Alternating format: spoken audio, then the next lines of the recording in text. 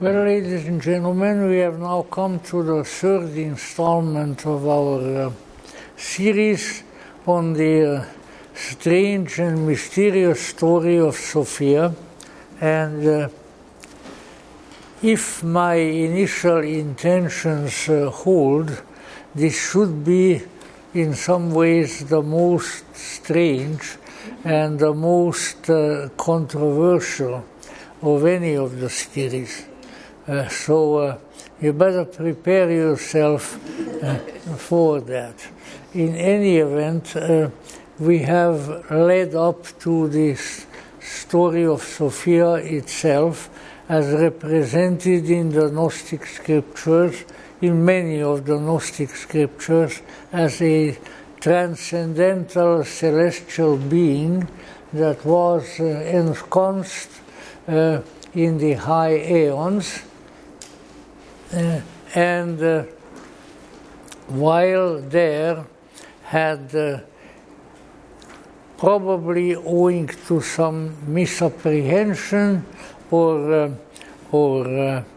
misjudgment on her part, had fallen out of her high position and found herself in an alienated and dark and stressful situation where she constantly called out to the divine light from whence she had originally come to come and rescue her.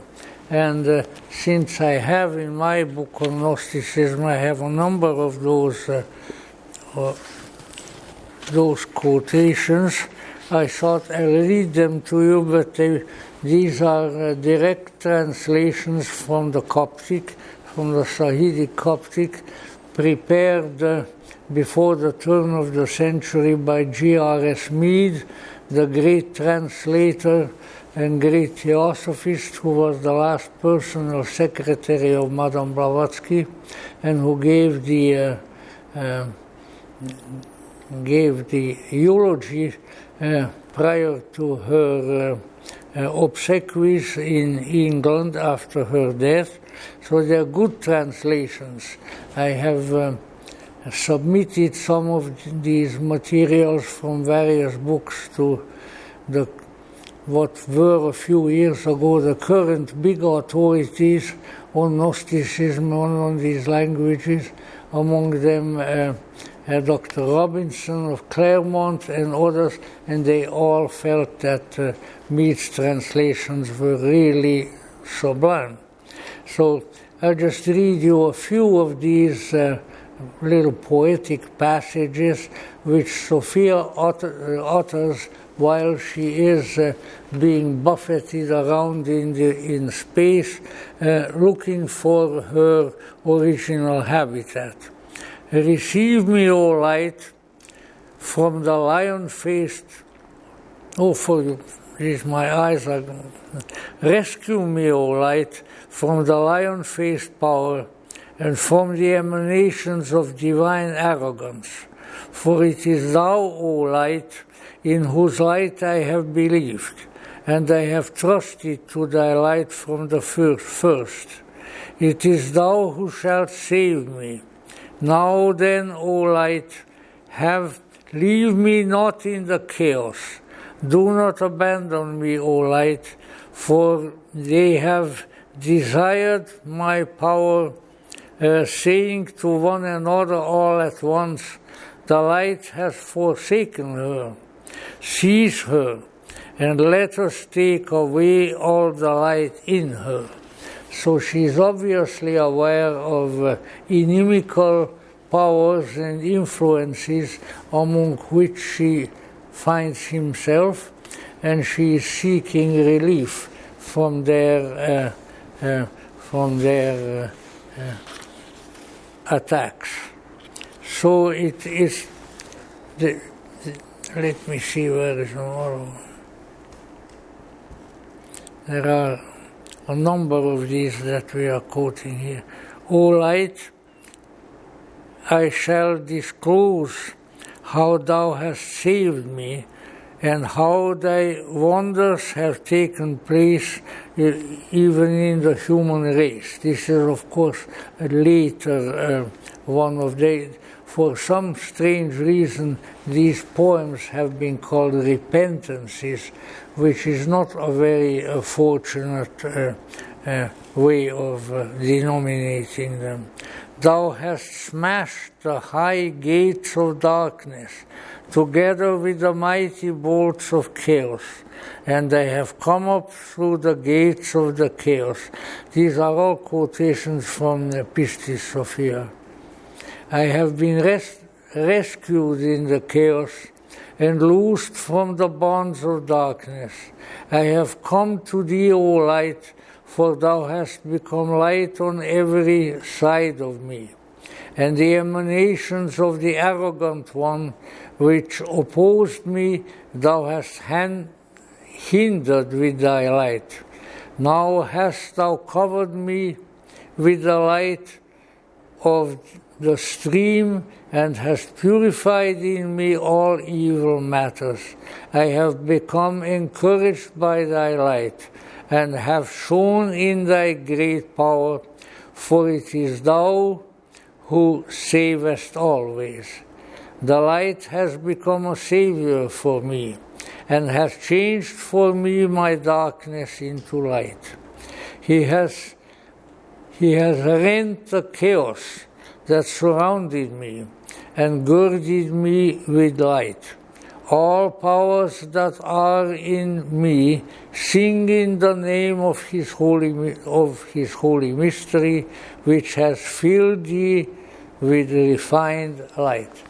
Now, I think it will be useful for us if, as we quote bits and pieces from these various texts, we also attach what would appear to be a useful interpretation to them at this time.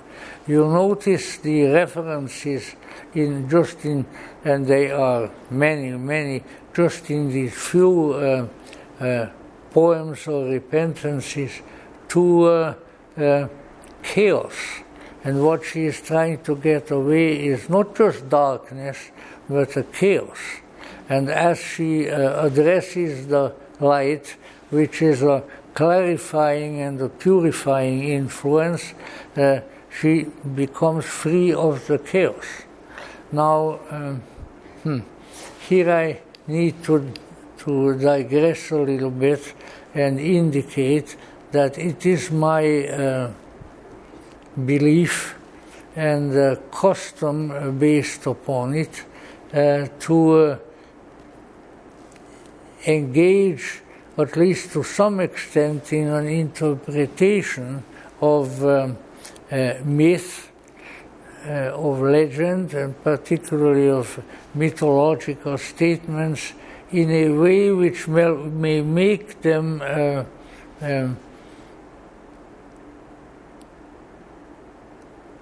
open and insightful to us within our own circumstances.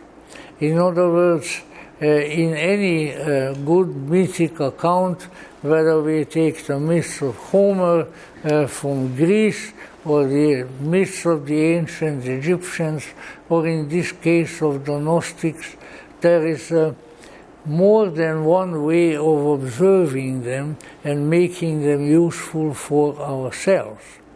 As I liked to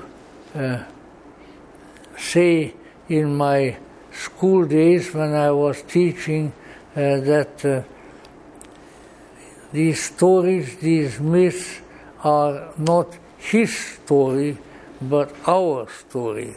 And by history, I don't only just mean a historical account of facts, but rather the story of someone else. So we always need to look at the possible application of these poetic statements as they may apply in a mythic world and in a mythic setting, but at the same time try to also relate to them in a manner that would be pertinent and useful to us. You know, we have spoken in past times, say, about some of the Arthurian myths and others, and it is no doubt true that King Arthur was a historical figure. But that doesn't mean that all the Arthurian myths that constellated themselves around him are of a historical veracity. So why are they there then? Why have people been so fond of these myths and legends? Undoubtedly because they speak to them, to the reader, or if it's read to you by someone else, which was probably the old way, they speak to you at an interior level. They give you information that pertains to you, because there are some common features, there are some ways in which the ancient legend tells our story today as well. So now let us say, just to kind of throw some ideas around, let us say that we find ourselves in a psychologically turbulent condition, as we so frequently do in this world. Our earthly life seems to call forth such situations within us, and what will be one of its chief characteristics? Well, one will undoubtedly be, but that's not the first one they mentioned, one will undoubtedly be fear and apprehension, because we are scaredy cats by nature, if you don't mind. We easily scare. And the other, and perhaps the most frequent, is that we find ourselves in a chaotic condition. And this is on multi-levels. If you look into the way things are happening in our world, both in our own country and in other places, we can readily discern that things are very confused and very chaotic. And so it's from the chaos that she desires to be freed. And she's asking for the kind of light that would help her to emerge from the chaos into a clearer perception. And now this principle is one that we can apply to many different portions of the Sophia legend, and if we do, we'll probably will be well rewarded. Now, let me see. Here. Let's see, O light, I shall disclose how thou hast saved me, and how thy wonders have taken place in my soul. Thou hast smashed the high gates of darkness together with the mighty bolts of chaos, and I have come up through the gates of the chaos. This is also from Pistis Sophia. That will probably indicate to us as to what these grateful exclamations to the light are like, and why they are uttered. So we need to keep in mind that for whatever reason, Sophia finds herself at an early period of her career, she finds herself in a confusing and difficult situation, which makes her experience a chaotic condition of mind. And then from this she desires to escape, and by calling out to the divine light, she receives help in that regard. Now, what ultimately happens is that she is freed from that unfortunate situation, and eventually finds her way back to her original habitat, which is one of the high aeons, and she's rescued from the condition of chaos. Now, so that is important to remember, that if indeed we are going to engage in a kind of, they speak of the imitatio Christi, the imitation of Christ. In this case, we can perhaps engage in an imitation of Sophia, and in so doing, what is important is that we manage to receive the kind of guidance and help that will take us out of a confused and chaotic condition of mind and lead us to a clarity of vision and a sense of direction which will be helpful to us. Now, I like to keep you informed about interesting developments in the cognate literature, and so I will at this time. There is an interesting book that has just come out. It is written by a gentleman whom we know rather well, Mr. Mitch Horowitz, who is primarily, I would say, an esoteric or occult historian. Very, very fine gentleman from New York. And his latest book is called Modern Occultism, and I must admit that when I first browsed in it, I wasn't all that happy, because I felt that it was, one writer to another, that it was maybe a little bit too plodding in its movement, that it wasn't exciting, in other words. But then as I read further, I found more and more passages that I found were exciting. And probably the most exciting was one of several, which contained my name. And, that sort of thing is always exciting, especially when your name is mentioned in a more or less favorable context, and not otherwise. So here is one, on page 225. He quotes myself and a fellow Gnostic and fellow scholar.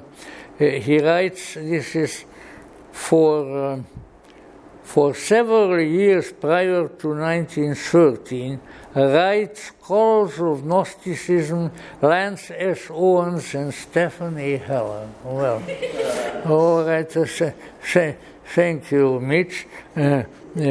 And then the passage continues. He speaks now of Jung's interest in and relationship to Sophia, and particularly to Pistis Sophia, which especially in this evening's topic is of great importance.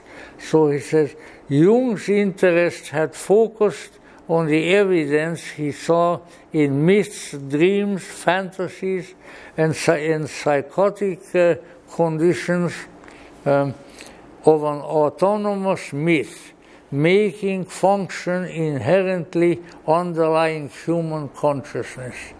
In other words, there is underneath the surface, we are living one or several myths ourselves. The psyche, the soul, seemingly expressed itself in an ancient language of myth and symbol, both Owens is, by the way, Lance Owens, a medical doctor, long-time friend of mine and a member of our Gnostic church, who lives in Salt Lake City and is a leading physician there now, sort of moving toward his retirement, but he hasn't done so yet. Very, very fine gentleman. So both Owens and Hoeller are among today's most remarkable historical, spiritual, and expository interpreters of Jung. Well, you know, if I read more of this, I am going to sort of blow up in a big bubble filled with air. The field would be far lesser without their work. Oh my God. Written separately and in collaboration, which is the way we wrote. Owens observed in 2013 in his foreword to Alfred Riebe's C.G. Jung and the Tradition of Gnosis. Alfred Riebe is another gentleman we know in Switzerland who was closely associated with Jung and who wrote some very important, very learned works on this very subject. Let's see where we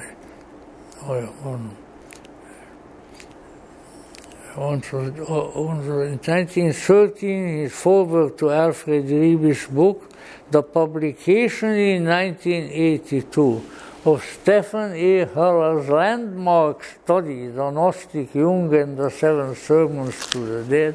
If you want to see the landmark study, I'm sure you'll find a copy over there. Aroused a wider general awareness and discussion of Jung's allegiance with classical Gnosticism. Now, one of the reasons, other than purely self-important and self-aggrandizing reason that I read that to you, because it is really in connection with Jung's view of myth and with Jung's approach to the Gnostic scriptures that some of the most important elements of the Sophia myth and its application to our own present condition may be found. And that is certainly important. Let me see, what will be the best way for us to approach this? It is well known that the great psychologist C.G. Jung had a great and abiding interest, particularly in the Gnostic tradition and its approach to the psyche and all that. But he has, toward the end of his life, not quite at the end of his life yet, he also wrote a very remarkable book that made him more enemies in his lifetime than any of his other books, but which I think is of extremely great importance and of prophetic character. It's a small book. It is called Answer to Job. So if you haven't read Answer to Job, I would suggest that you do so, and I think you will be well rewarded and greatly stimulated. In it, Jung combines, but in a very visionary and poetic fashion, he combines the Sophia myth with passages and interpretations of the biblical book of Job, and also some, what we might say, developments concerning the feminine principle in church history, and because you know the figure of Sophia didn't go away. in fact, after she found herself in her aeon again, it would seem that her influence increased. And there are a great many sources in the esoteric tradition and even outside of it, where throughout, as we look at it in an ongoing historical perspective, we can discover her again. Probably the most extensive treatment of Sophia, and largely within a chronological framework of the Middle Ages, is a book that was apparently written by none other than the father of Western theology, Saint Thomas Aquinas. And it is called, it's in Latin, it is called Aurora Consurgens. And Jung's, one of Jung's chief disciples, Dr. Yolande Jacobi, and some others had translated it and commented on it and recommended it to Jung. Now, the Aurora Consurgens is ostensibly a book on alchemy, which is a very important subject matter, and certainly a well-informed church father like St. Thomas Aquinas was eminently acquainted with it. What it is really is an interpretation of much biblical scripture. It's full of quotations from various scriptures, as one might expect from a famous theologian like that, and a task that pertains to humanity regarding Sophia. So the Aurora Consurgens, which means the rising, the sunrise, the aurora. So others have used similar titles, including Jacob Böhme, who was not a theologian, but who was the shoemaker in the town of Görlitz in Silesia, but a great seer and visionary who has also used Sophia's figure in a similar context, wherein Sophia is captive in the material world. But she may be released in this instance by what or by whom? By alchemy. So St. Thomas identifies the alchemical process of transformation as not only a bringing about a chemical or alchemical change, but bringing about the liberation of a spiritual being who is confined in materiality and who is none other than Sophia. So that in itself is I think, a very important element. But as apparently Thomas Aquinas recognized the need for a certain prophetic insight into the further career of Sophia, so certainly did Jung, and he introduced it and worked it out, I think, in great and awesome detail in that little book, Answer to Job. Now, we all know that there is a biblical book of Job, and that therein the prophet, I think he would be classified as one of the Old Testament prophets. There are so many of them, it's hard to keep them all in your mind. In any event, Job is a very gutsy guy, if you ever read the book of Job in the Bible. he's not afraid of old Jehovah at all. He talks back to him in a very cocky fashion, and probably in a fashion that is really very helpful. And one of the issues that arises is that it is evident in Jung's new book of Job, or the answer to Job, because obviously Jung is answering Job. It is quite obvious that what he's dealing with here, that the Lord God of the Old Testament, Adonai, the Lord, is not so smart. And he is not so smart because that's why we are all not so smart, is because he has lost his wisdom. And his wisdom was Sophia.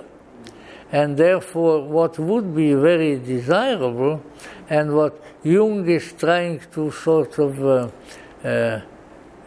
facilitate with answer to Job, is the bringing back of Sophia in the picture and into the vision of the Lord God of Israel. Now this, however, requires a little more complex explanation and commentary, because who are we dealing with? Is the God who is doing all these strange things in the book of Job and in elsewhere, and was really, if you read the Old Testament, a really very unpleasant character. He is vengeful, he is unfair, he is all sorts of unpleasant things, and the way he treats Job is, of course, a particular good example of old Jehovah's bad manners. And so what is happening here is that the one person, when one reads the Old Testament, who really had the guts to stand up to Jehovah, now will carry the argument further, and thereby probably accomplish some very important things. And because Job in Jung's treatment is someone who is in touch with Sophia. And in the latter part of Jung's book, not only that, but he actually brings Sophia back in the picture. For by the time Job is sort of finished with arguing with Jehovah, then the scenery changes. It's a small book. It's very beautifully written. By then, Jung switches to another scenario, and he speaks of a mysterious woman who is in the wilderness and who is crying out in pain, and who is probably about to deliver a child. And when you read that portion and you have any feeling for these matters at all, it will become fairly clear to you that the woman in the desert is Sophia. And her presence in this bleak desert environment is another metaphor for her having left the light and being in a difficult situation. And she's about to deliver a child, which also has its weight in Jung's story, because we need to remember that Jung also weaves into the story, because this is written about the time when he was already long finished with the Red Book and his prophecies therein and otherwise, and so it is quite evident that the child that is to be born in the desert is the new manifestation of the divine, is the new savior figure, which is foretold in the Red Book. So we have a prophetic statement here about the mysterious feminine who has been chased out into the desert, which is of course what at least Western religiosity has done with Sophia. Sophia is in exile, and yet in part by bringing into the world a new being of great mystical promise, she is making a return. So the Jung's answer to Job has a manifold and fascinating message. In the early one, it's primarily as I said, an argumentation with Jehovah, and the statements to the effect that, if you got a God like that, well, maybe you better look for another one. And not exactly in those words, but not a very complimentary treatment, of course. And owing to the way he treats the alleged God in answer to Job, and probably also by him bringing Sophia sort of back through the back door, caused Jung quite a bit of difficulties, and some good friend of his, primarily very religious people, like Father Victor White, a Dominican father and scholar in England, very, very fine man, and a great friend of Jung, renounced his friendship with Jung. We said Jung is treating God in such a sacrilegious manner. And there were others who left him at that time, although also he attracted others. I think one of the great scholars of Answer to Job, having been some of his close disciples and various others. So it is this was sort of his Gnostic farewell to the religious world. And in it he indicates that the feminine which has been exiled by the God who himself has lost his wisdom is about to return, and perhaps is also about to bring a new presence into the world. The new presence perhaps being, again, I am interpreting and interpolating, and I am sure that there are others who can read the book in a somewhat different fashion, but this to a very large extent is my take on the subject. So then, let us say we have these two people in very different periods of history. One way back in the Middle Ages, because what was Thomas Aquinas is about 11th century or something like that. Very, very wonderful man, incidentally. And then Jung in the 20th century. All of them indicating the need for and the possible occurrence of archetypal return of Sophia and of her accomplishing some important work of wisdom. Of course, Jung was not the only one to say so. If you become acquainted with the writings of some of the saints, for instance, one of my favorites was Saint Bernard of Clairvaux, the great Cistercian abbot of France.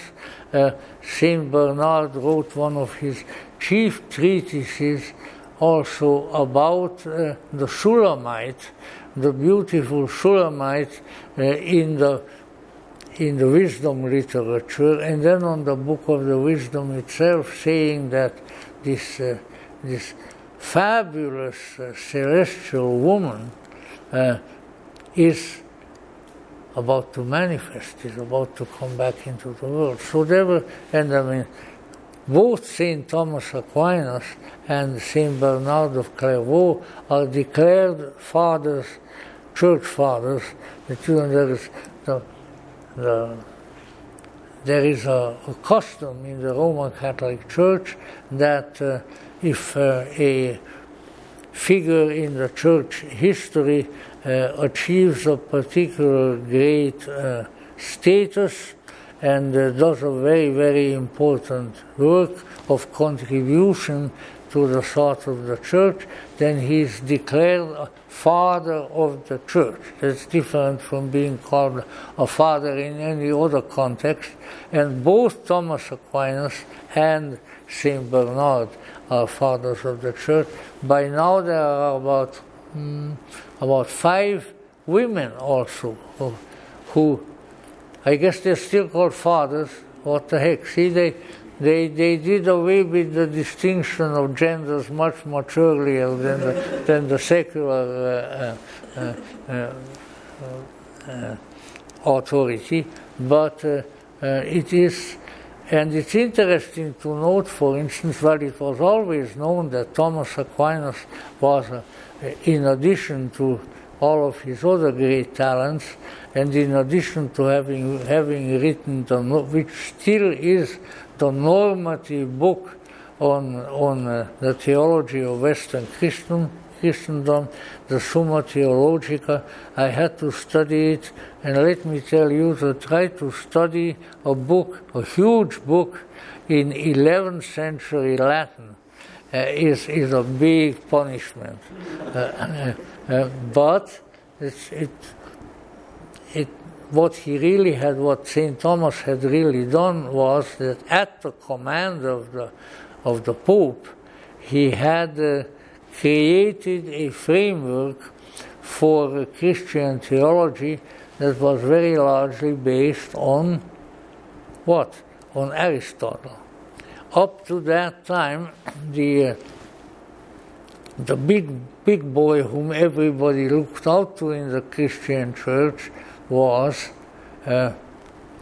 Plato, who is really, when it comes right down to it, much more susceptible to mystical and esoteric interpretation. You know, some of his writings are pure mysticism, yet I guess that got to be a little too mystical for the big boys in Rome, and they said, no, we want Aristotle.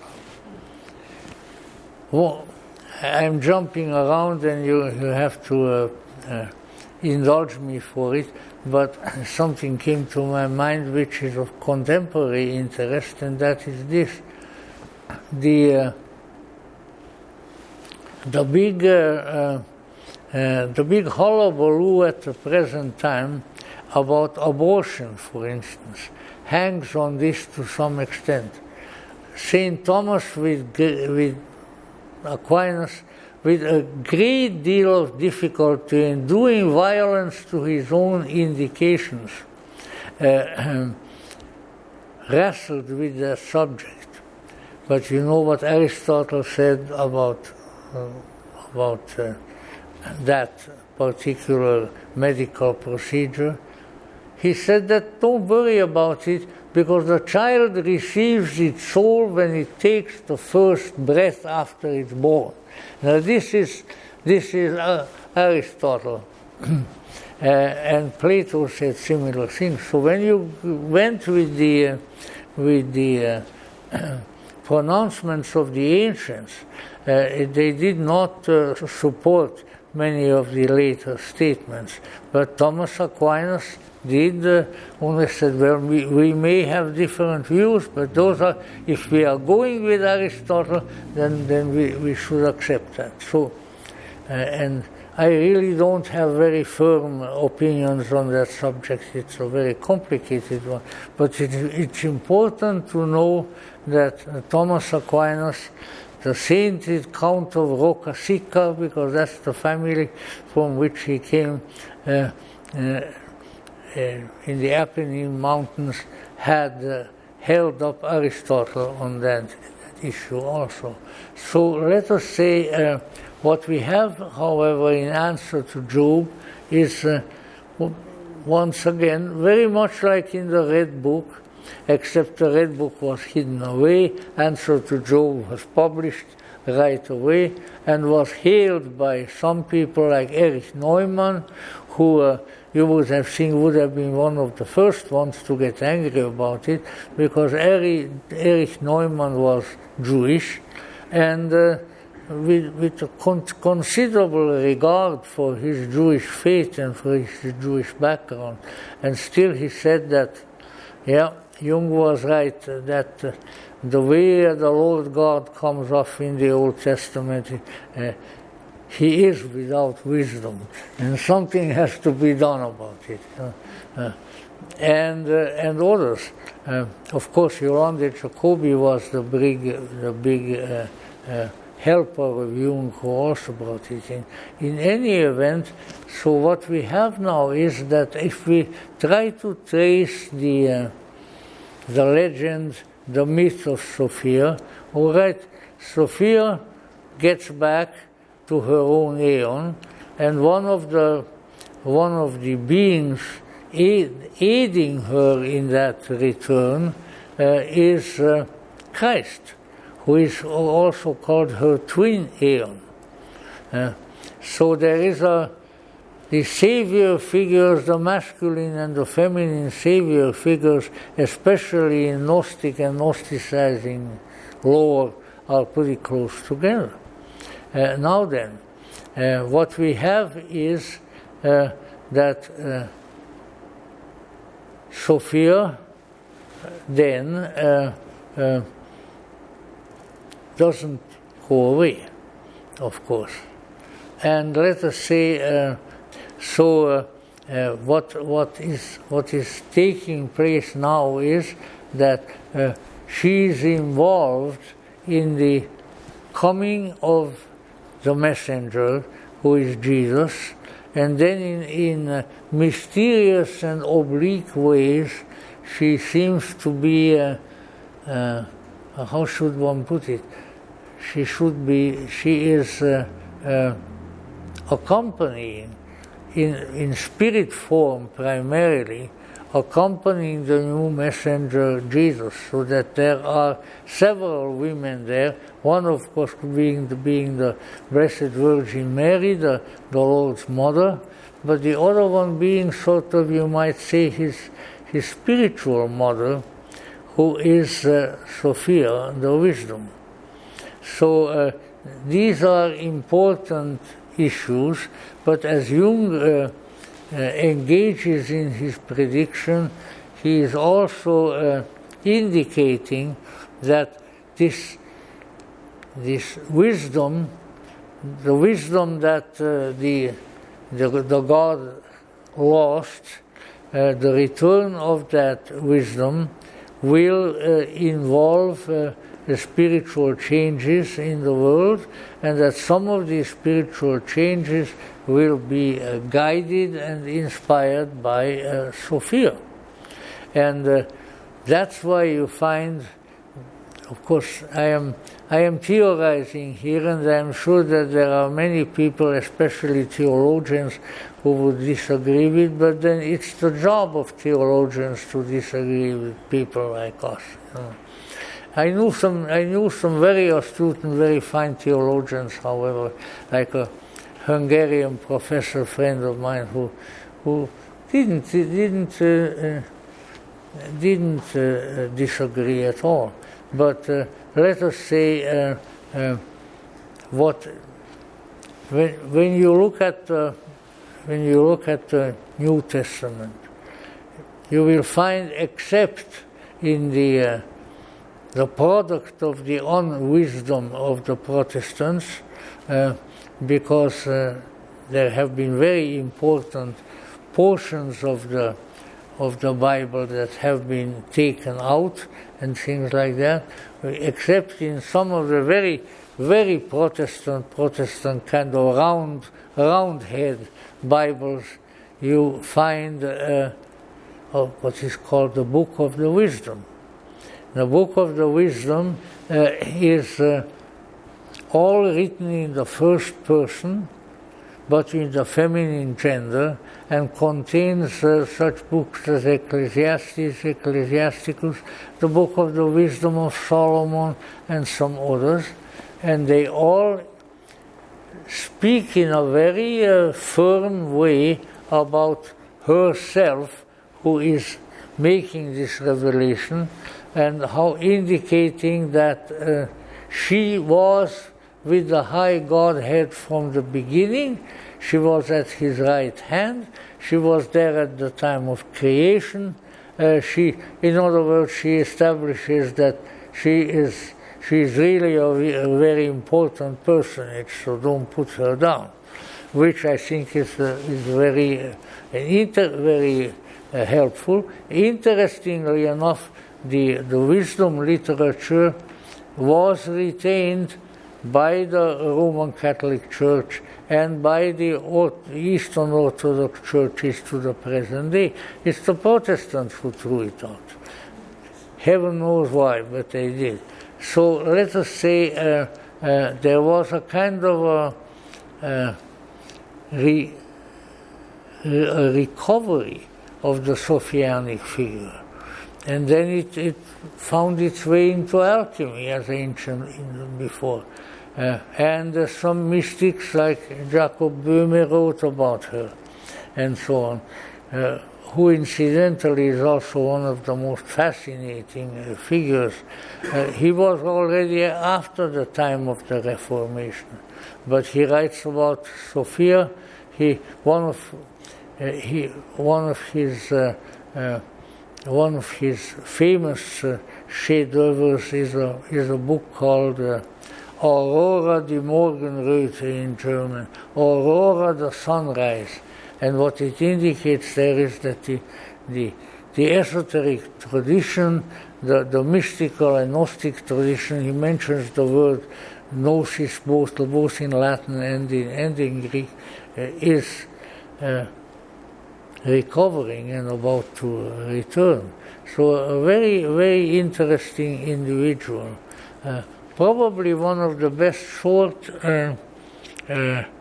accounts of Jacob Böhme, because he's really worth knowing about, at least basically, is in an early book of Manly Palmer Hall, which is, he wrote two books about that time, the Journey in Truth and Pathways of Philosophy. They are connected.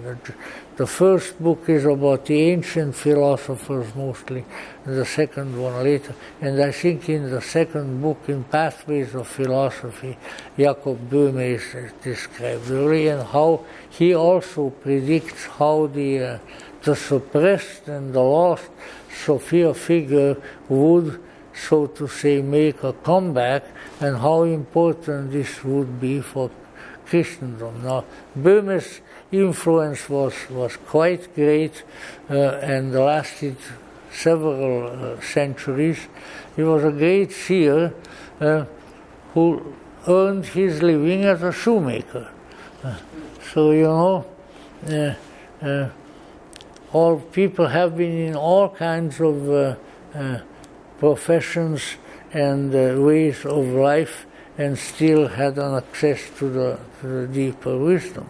In any event, we may regard, I'm jumping back and forth, we may regard the answer to Job as a smaller, less colorful, and less, well, how should we put it? Less archetypally exciting, prophetic book of Jung, not at all dissimilar from the Red Book. And so what is indicated here is, but there's still one element that if I should gloss over it, I would have to do some serious penance. I would have to eat vegetables for a week or something like absolutely terrible thing to do. You know.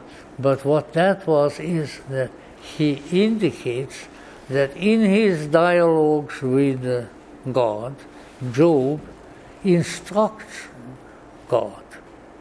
And that God is becoming, as we say psychologically, more conscious as the result of his interaction with Job. Job is smarter than God. Now, if you can pull that off somehow, that people believe that about you, I would say then you have accomplished quite a big thing. But he is, and he makes Jehovah quite irate, of course, by doing so, but you can see that he is imparting information to him and wisdom to him that he doesn't have. And of course all of that is displeasing, and if you read the original book of Job, it's really hilarious. You know, it's God talks to Job. Job, who do you think you are? That's pretty much what he says. You know, look, where were you when I created the world? Huh? Where were you when I created the crocodile? Which really got to me, because I would say if I had anything to do with the creation of that utterly repulsive and dangerous creature, probably one of the nastiest creatures in the universe, I wouldn't brag about it. You see, look my great deeds, what I did, I created a crocodile. Where were you when I did that? Well, I think Job probably thinks, yeah, I'm glad I was far away. The crocodile would have probably eaten me. So, you know, Job is instructing him and bringing back, so it would seem, if you read it quite carefully. Now I'm talking about the original, the Old Testament book of Job, that Job becomes Jehovah's teacher. And it is perhaps this course that he gives to the Creator God that facilitates the return of wisdom, as indicated then by Jung in answer to Job. But now we are still not quite there either, because now the question arises: if this is indeed, if these are indeed valid, not even fact, but valid metaphors, then what do they indicate? Why is this God so limited in his intelligence, shall we say? You know, what kind of a limited deity is Job discoursing with? And now for that we need to reach back to the Gnostics and to the story of Pistis Sophia, because I think I touched on it last time, and it probably needs much greater explication, that one of the truly difficult stories that is built into the story of Sophia, into Pistis Sophia, is her involvement in the creation of the world and of the God of the world. I think Mr. Mitch Horowitz has a real good name for it. I'll probably discover it for you before we are finished. Oh yes, he calls the Old Testament God with the German word an Ersatz God. Now, Ersatz in German, you know, I lived much of my life, half of my life in German-speaking countries. Ersatz is a substitute. And so, for instance, during the Nazis, when the Nazis, of course, used their money for weaponry and fighting everybody and things like that, then they referred to substitute, for instance, substitute meat vegetarians like that sort of stuff. See? Not a real meat, but a substitute meat. And the word for substitute is ersatz. When he calls him on a substitute God, I have called him in sometime when I was very courageous a godling or a godlet. So anyway, there is something wrong with the deity of this God who is there arguing with Job. So what is wrong with him? For that we have to go to Pistis Sophia and some other allusions in Gnostic scriptures. What is wrong with him is that he himself, the God of this world, has, and the God of the Old Testament, has come into existence in the course of the vicissitudes of Sophia in an unfortunate manner. What Pistis Sophia says is that in her wanderings throughout the cosmic and quasi-cosmic realms, Sophia gets an impulse to bring forth something or somebody. This is again the mystery of birth. And she does bring forth, since she is a spiritual being herself, a kind of a spiritual being who is nothing much, again, if you don't mind me using that term, not much to write home about. And this is what in Greek and in Latin has been referred to as the demiurgos, which means literally in Greek, demi, looks like a demijohn, means the half maker, somebody who knows how to create certain things, but they are only half finished. So not a very good creator, but an imperfect creator. And who do you think this imperfect creator is? The God of paradise. And the God who torments poor old Adam and Eve, and all these sorts of things, a primitive, vengeful, unpleasant ersatz God, as Mitch calls him. If he had only put that German word in there and nothing else, I would still thank him for the book, because all these years of dealing with Gnosticism, I never thought of calling the old boy ersatz. And so it's really, really good. What happens is, so she created an imperfect creator. As they say, that she brought him to birth, she brought him forth. And now he is there, and he probably demands, because he's such a demanding fellow, he demands that since he is a creator of sorts, why doesn't she let him create his own world and rule over it? And so Sophia says, well, okay, if that's what you want, and so this is how our world comes into being. So I always thought that there was something about this world into which I was born against my vociferous protestations, that there's something wrong with it. And my by now very long life has not disabused me of that notion.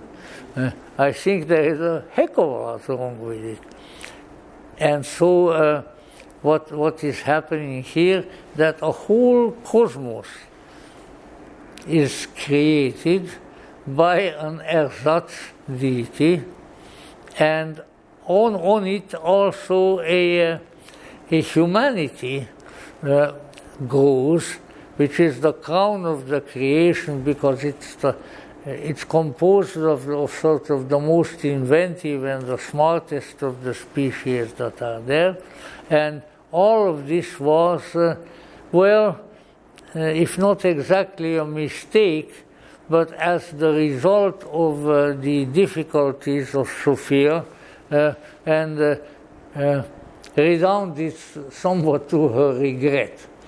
So now where do we go from there?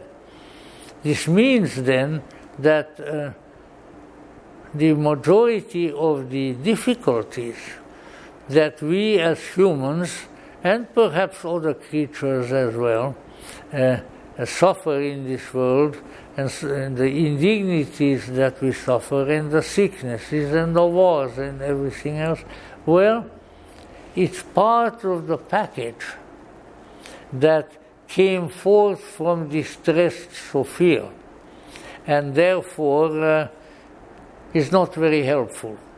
So, but of course, Sophia did not create the physical world that is created by the demiurge.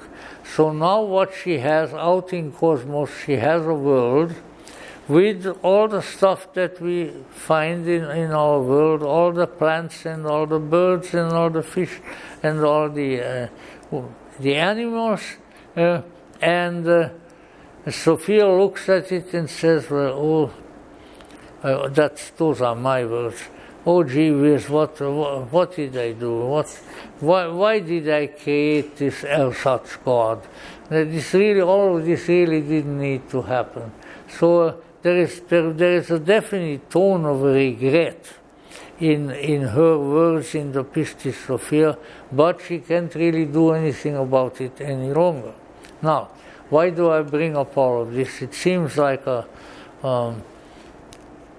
kind of a strange issue to bring in, but I bring it in because the let's say the imperfect creation brought about by now I'm going to keep on using that word, by an ersatz God, has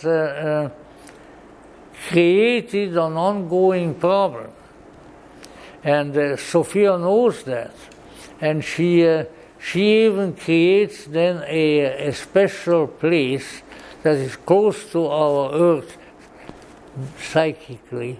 In other words, it's easy to enter from here. When we say it's close to Earth, it doesn't mean a geographical closeness, and that is referred to as Sophia's heaven. Now, why is that Sophia's heaven? Because the people who die here on this earth, very few of us have been so nice and so good that we are ready to go to a really great pleromic place. And so she created a place for these poor imperfect beings that we are, and she comes and visits them there sometimes and says, look, in due course of time, you're going to get to the real heaven, so take it easy, boys. That's Sophia's heaven. It has Kabbalistic overtones and all kinds of things. In any event, the interesting thing is that this physical world, with the physical creatures upon it, including ourselves, and some psychic atmosphere around it, is ultimately goes back to Sophia and to sort of Sophia's mistake of having brought an ersatz God into the picture. Now, you may think that these are wild statements, and they are wild. But haven't you felt from time to time while doing your whatever you were doing in this world, that you are living in a strange, in an illogical, in a wild, in a peculiar place? If you haven't felt that way, I would say then you need to develop a higher degree of sensitivity. Now, of course, thank God that's not all it is. It's not all bad. But after all, since even in second hand, Sophia was involved in it, in the myth, that indicates that there must be some really good things in it. So maybe. Obviously, I am speculating on the basis of all kinds of past study and information and so forth that has come my way. But could it possibly be that the whole strange mystery of alchemy, with its dual powers interacting with each other, may have come from this circumstance? Namely, that there is dark and there is light. There is the ersatz God and there is the influence of the true God.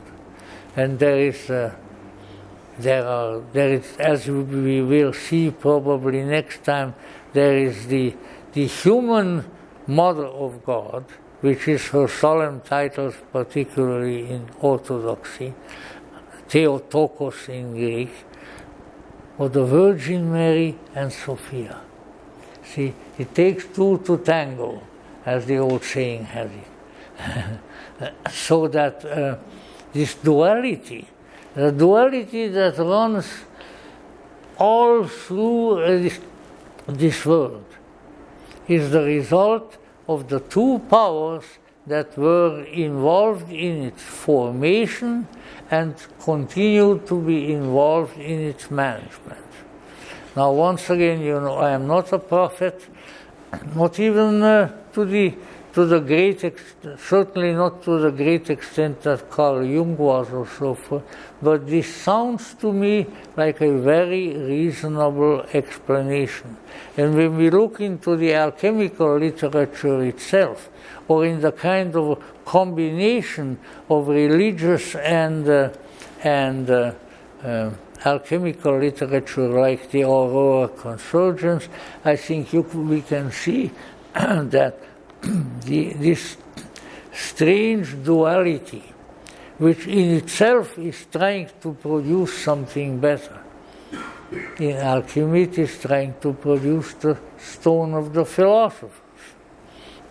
In other systems, it may produce something else. But it's due to the fact that the world within which we live, owing to the being that was heavily involved in its creation, is weird, is very illogical, very strange, and offers a lot of conundrums and strange questions that arise. Let me just indicate to you what I am talking about. There was a great lady, in fact her picture is back over there I don't know why we put her in the corner, because there was room there, I think, and that was Annie Besant. I knew a number of people, just because I was here, who knew her quite well, and who were there in Adyar when she was already very advanced in years and when she was about to die. And she knew that. So Dr. Besant was in her room, in her bed, and Professor Ernest Wood, whom I knew very well, who was one of her closest aides, would go in and talk to her and try to help her. And she said, there's only one thing that bothers me. What is that? Why do the animals suffer so much? And Ernest Wood said, Dr. Besant, I am in no position to answer that, but probably in due course we will find out. He would have said, well, you're going to the higher place anyway, they'll tell you that. But he didn't say that. So just think of it a little bit. All these my dear theosophical compadres and comadres, one of their deities is karma. In fact, I told that to one, God bless him, we just died a while ago, very nice man, and I told him, Jack, you are you are making a new Jehovah out of karma, because the punitive elements, I hit you on the nose in this life, you're going to hit me on my nose in the next life, and so on and so forth. So when you take a sort of a primitive view of that particular Hindu teaching, that's the kind of thing that you end up with. So, all right, the animals have no karma, according to theosophical teaching.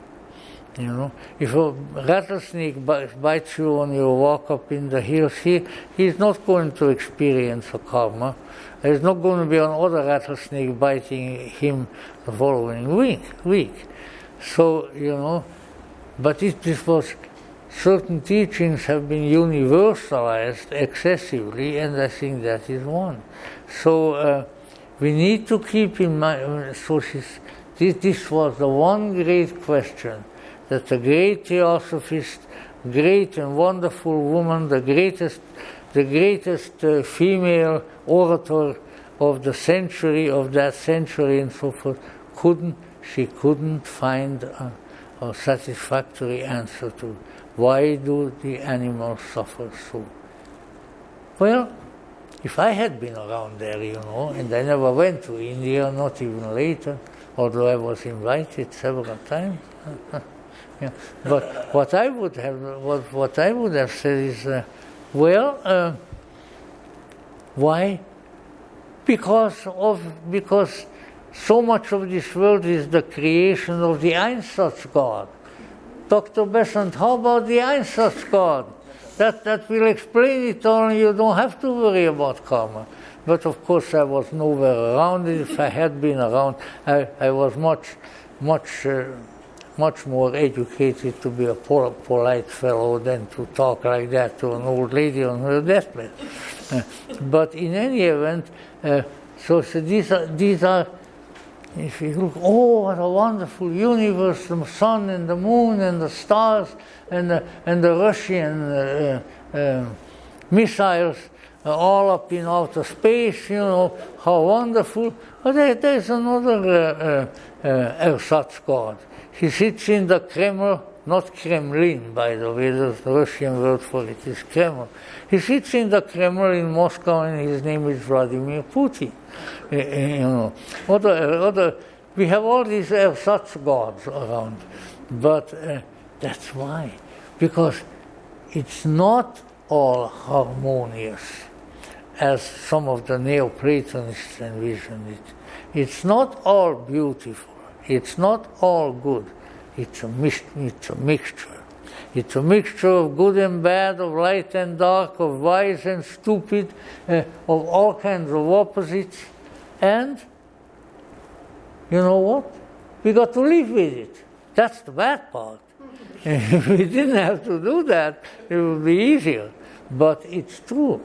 And so the existence of contradictory elements and contradictory fates and contradictory forces and injustices and things of that sort, I think is very easily accounted for by the existence of the Ersatz God. Now, all right, I know that it doesn't sit too well with a lot of people, but when I argue with them, like Job argues with God, I ask, okay, buddy, or maybe lady, so what do you attribute it to? What do you attribute all of these opposites and all this evil and all these strange, weird things to? And they can't really answer it. And I think that this is probably one of the better answers. But as always, when it comes to really transcendental, metaphysical, mystical matters, no answer is complete. No answer is fully satisfactory. It's a good thing, because otherwise we would have even more dogmas and things that, things are like that, you can't do any other inflexible maxims for life. And this way, however, let us say, the dualities, the incongruities, the strange contradictions that we cannot account for in life, may indeed, and I'm just going to use the word may indeed be due to the fact that there was and there is an ersatz God, that there is a creative and managing power in this world, which is neither good nor wise.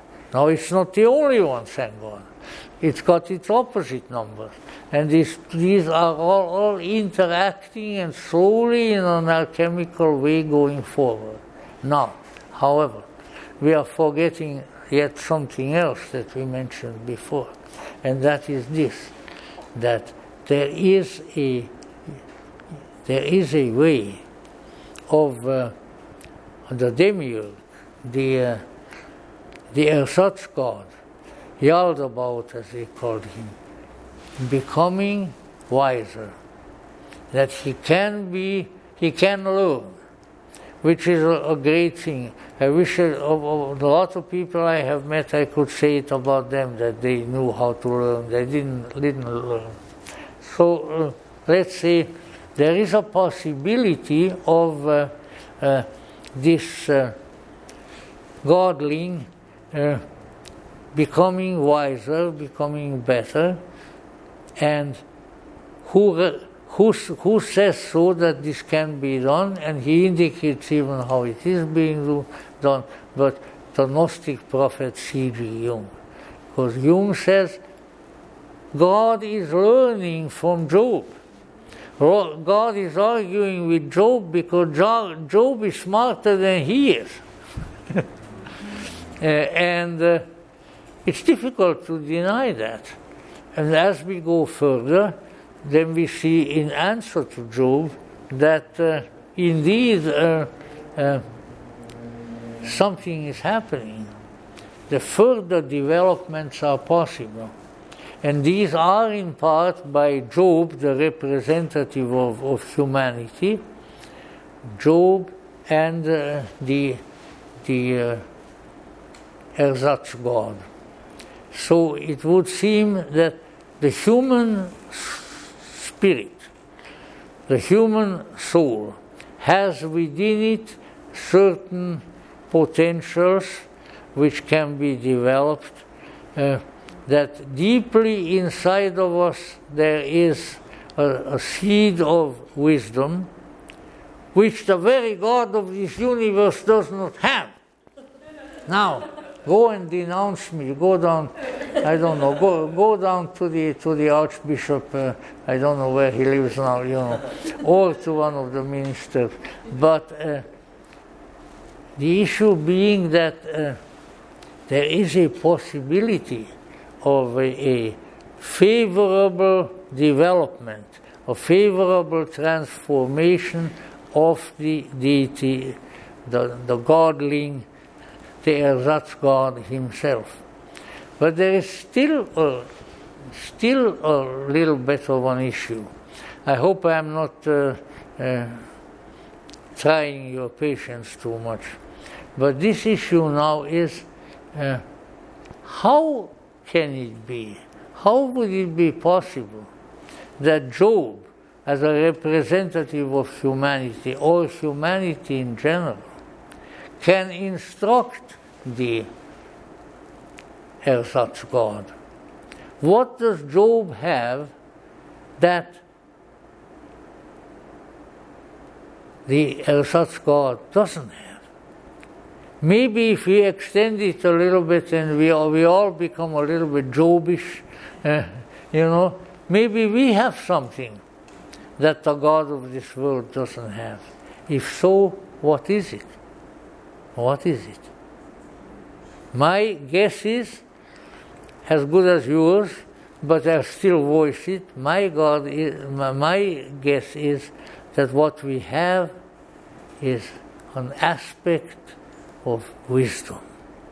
that we have a miniature Sophia, a spark of the divine, that we have a portion of the highest heavens inside of us. Now, if that is really true, then we can do all kinds of things.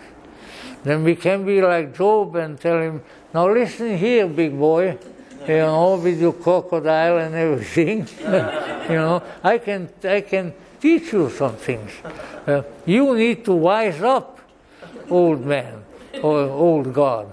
And maybe he will, and then maybe he won't. And I think one of that process also of that transformation, that interaction is indicated in alchemy, but just because I just received a fabulously beautifully illustrated book on alchemy, which I'll bring to show you sometimes. It's written by the gentleman who is the curator of the alchemical, what do they call it, the alchemical archive at the Getty Museum. Wonderful man.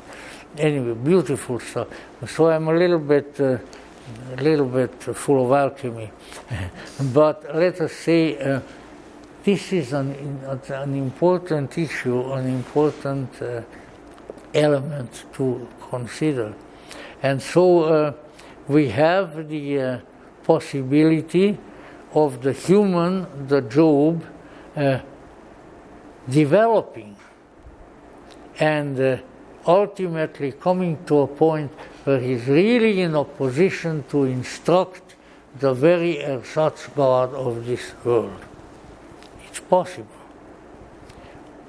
And if that is indeed a possibility, then let me jump a little bit further. This is a lot of jumping tonight. But let me just jump a little bit further and indicate that if the human develops the philosopher's stone, the divine spark, the Atman as the Hindus call it, the Buddha nature within himself, then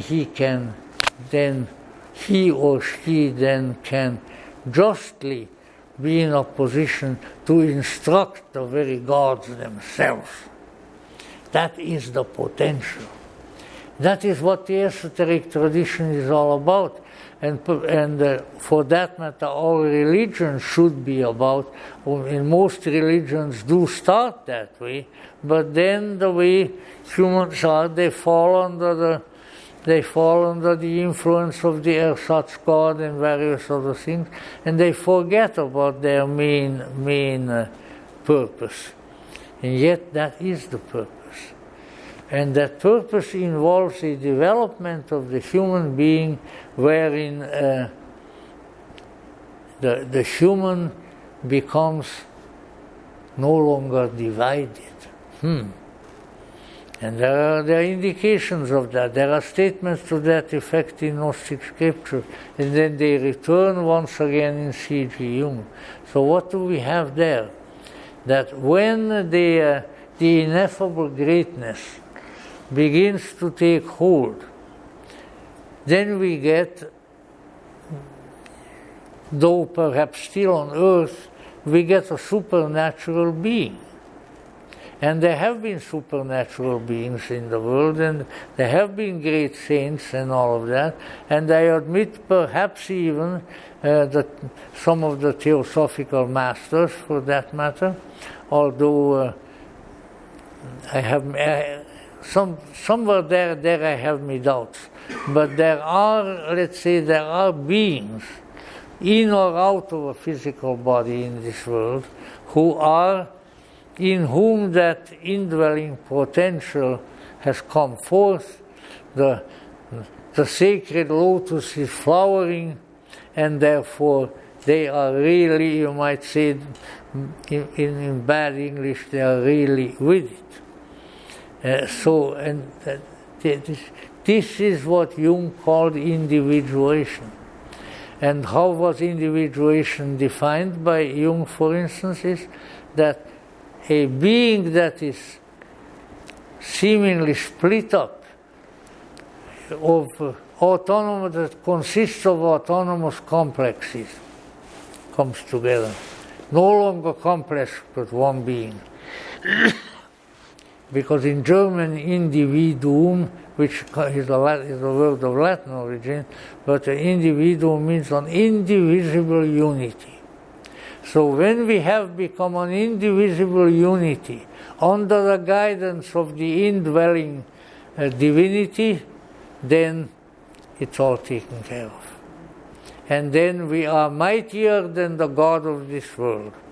We are mightier than nature, we are mightier than, let's say, how did Jefferson call it, nature's God? And I like Jefferson, I think he's a great man, but you know what, Mr. Jefferson, my God is more than nature's God. But we are entitled to our own godlings. But let us say that there is a situation. When the human grows to a certain point, then it becomes, to say the least, the equal of the demiurge, of the ersatz God. And this is a definite possibility. But on the other hand, you know, the demiurgos, the ersatz God, what else did we call him? Anyway, he has goodies. This is the trouble with governments and dictators everywhere. They say, oh, look, that guy has a beautiful house, he has a big piece of land, don't you want it? Oh yes, I want it. And you know what, I'm going to take it away from him and give it to you. Oh, thank you, Commissar, wonderful, you know. Sure. But then after a while, the ersatz God thinks, you know what, I really should give that to somebody else. This guy is a jerk, a Dummkopf. He doesn't really deserve it. So we are going to accuse him of conspiring against the government. We'll send him to the Gulag, and we'll give the goodies to somebody else. So this also has to be kept in mind, and this is also all burlesquing the situation. But the fact of the matter is that this world and its rulers, whether they are in the Kremlin, not Kremlin, but the Kremlin, or in Washington, or whether they are anywhere, someplace else, the rulers of this world, all the rulers who are not operating out of the body, we've got to watch out for them. You know, the demons and the semi-demons, the deities and the semi-deities. That is why the Egyptians had so many gods, because there was the one, Atum, all above the rest. But the others were lesser gods. And the lesser gods, one thing about being a lesser god, if I may say so myself, one thing about being a lesser god is that lesser gods have more fun, you see. So it all depends. Gods and goddesses, of course, maybe they have fun with each other. In any event, you know, it's so these things have to be kept in mind, that when real transformative changes take place, and the human, as far as we know at the present time, is the only being that we know, except in the spirit world, that has this kind of potential. We don't have blue butterflies or lizards or rattlesnakes that are developing into equals of the demiurge. Although they have their own things to do, they have their own position, but not the same. So we need to keep in mind that it seems, and one should have these caveats thrown in, because after all, we are not as smart as Job, probably, but it seems that when the human being undergoes a great transformation and is inwardly united, maybe undergo some of the trials and the difficulties that Job undergoes in the book of Job. No, not in answer to Job. Because look how he has his children killed, he has his cattle slaughtered, and then in the end he is sick in the body, he has boils, and things like, look all the things that he goes through. But he's also at the same time growing in wisdom. And he's able to stand up to the substitute deity, and he's able to look out after the spiritual development, after the spiritual growth, after the transformation of himself and of other humans. So what I'm trying to indicate here, and the way I'm beating around the bush is is to indicate that we have a very important, a very powerful, a very wonderful potential. But potentials, are potentials because they are to be used. So if we don't use that potential, or use it to a minimal degree, well, then maybe we are not doing all that much. And that's why all these various disciplines, the alchemies, the magical disciplines, all of these things have been developed after alchemy. The very word is Arabic for the Egyptian science, because Chem is the name of Egypt, the black land. Black because of the black mud of the river Nile. So if we do that, then we are moving in the right direction. And by moving in the right directions, we can become instructors of the very God of this world itself. Because the very God of this world isn't as much of a God as he thinks he is. See? And Sophia comes along and says, say out about, baby, you're taking a little bit too much on you. Give a little more credit to people like Job and humans, and I don't know whether he'll do it or not. But so a certain system of values arises here. We are capable of doing good, and we are capable of doing better than we are doing. And if we do that, if we fulfill that potential, if we really move in that direction and don't waver from that path, then there is no doubt that we can become instructors of the very gods themselves. We can become the friends, the bosom bodies of angels, because we have developed what they are. We are becoming like they are. We are changing. Verily, I say to you that you are gods. It's in the Bible. Now, of course, people will say, well, it doesn't mean that kind of God. But there is no qualification. You can become more important and more divine than the God of this world. And when that happens, then all kinds of things can change. So we have this idea planted in our head, politicians and everything. Oh, change, change, change. Yes, Mr. President, and so. But change where? Change in here. That's the only thing that is going to do it. That's the only thing that has ever done it. Because when you change the external form, when you change the form of government, you kick out the kings and the emperors and you put in some sleazy dictator or something like that. Not only haven't you improved anything, but you have made things worse. But when you all of a sudden change, when you can stand there like Job, and then you can become even in the book of Genesis, which undoubtedly is heavily, heavily doctored by the demiurgic presence, even there the thing is that he shall become like God. That's one of the better sayings that remain there. Now I know that the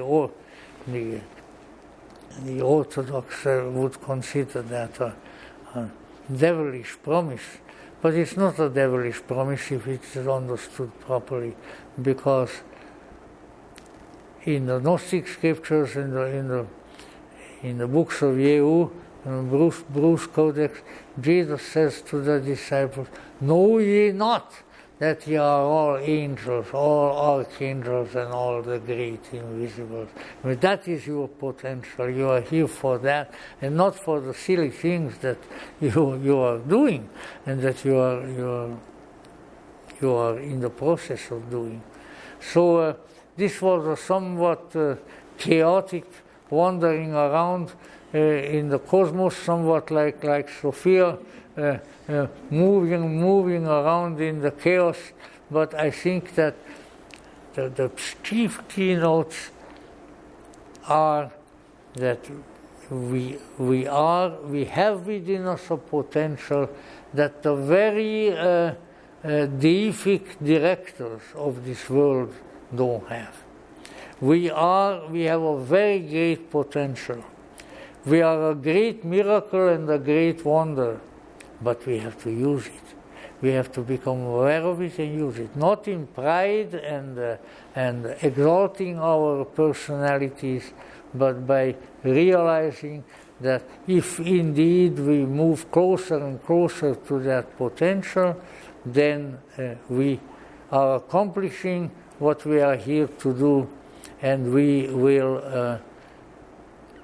overcome the limitations imposed on us by all sorts of godlings and godlets and ersatz gods and spirits and otherwise, because we are who we are.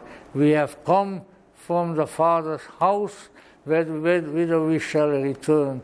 We have within us the immortal seed of transcendence, which doesn't go away, but if which cultivated and recognized brings us all the wisdom, all the goodness, all the spiritual skill that we shall ever require. That is the essence of the esoteric tradition. Everything else is, window dressing, and everything is like the garnishing on a plate of let's say duck or something like that. It's the garnishing, but the real meat of the matter. Excuse me, oh vegetarians. The real meat of the matter, the real center, the real nourishment is that incredible thing that the true deity, the aletes theos, as the Greeks call it, and the true deity has planted in us, and which can grow, and which can transform, and which can be victorious. Because this is indeed the Christ in us that St. Paul referred to, the Buddha nature that Gautama referred to, and others. And if attended to, if not forgotten about, if not relegated to secondary things, it will take us to the glorious place where we began and where all things end. It is possible, it has been done, it may be done, and with God's help and our doing, it will be done. So thank you very much.